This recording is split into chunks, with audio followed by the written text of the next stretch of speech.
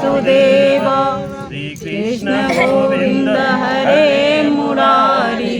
हे नाथ नारायण वासुदेव श्री कृष्ण गोविंद हरे मुरारी।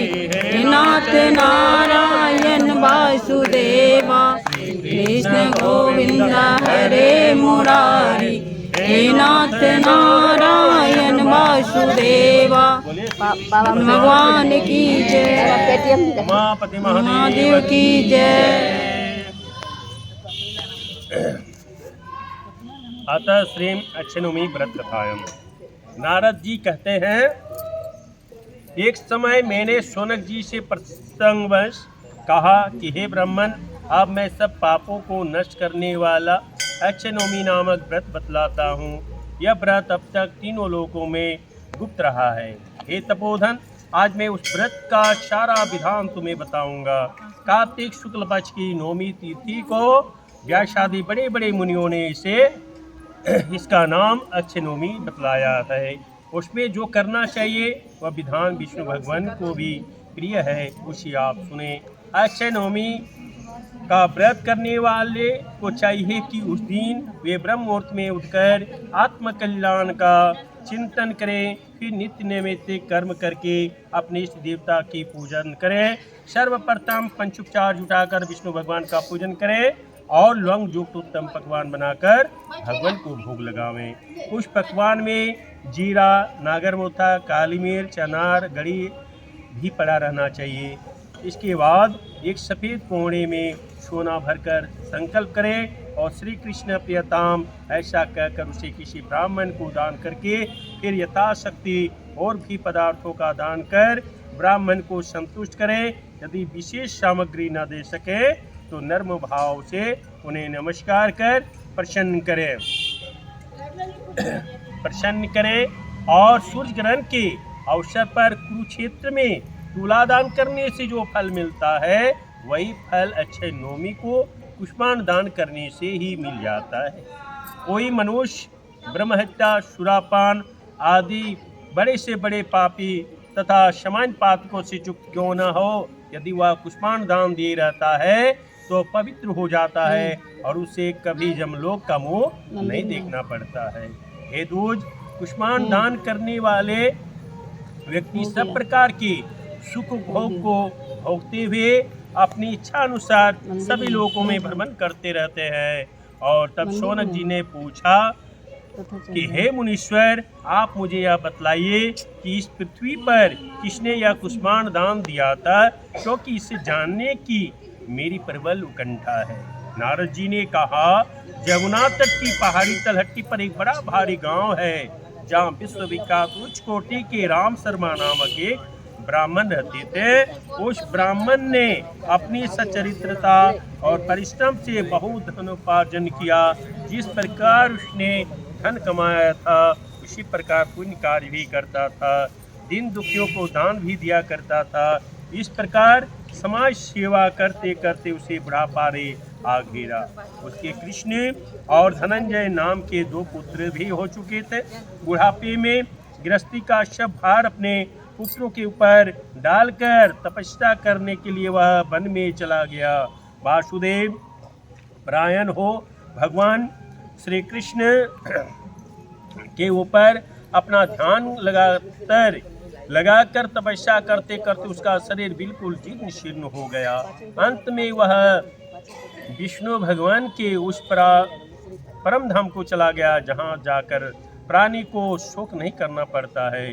बूढ़े के मरने के बाद किसी बड़े बूढ़े का दबाव न रहने के कारण उसके दोनों लड़के जुआ होने पर वैश्यगामी और शराबी हो गए। घर के अन्य बड़े बूढ़े के समझाने बुझाने पर भी वे दोनों उनकी बात नहीं सुनते थे और पराई नारी के भोग विलास में सैकड़ों हजारों रुपये लुटा देते। इस तरह क्षणिक सुख भोग के लिए उन दोनों ने पहलवानी, भाड़पने, रंडीबाजी और जुआ खेलने में धन गवा दिया।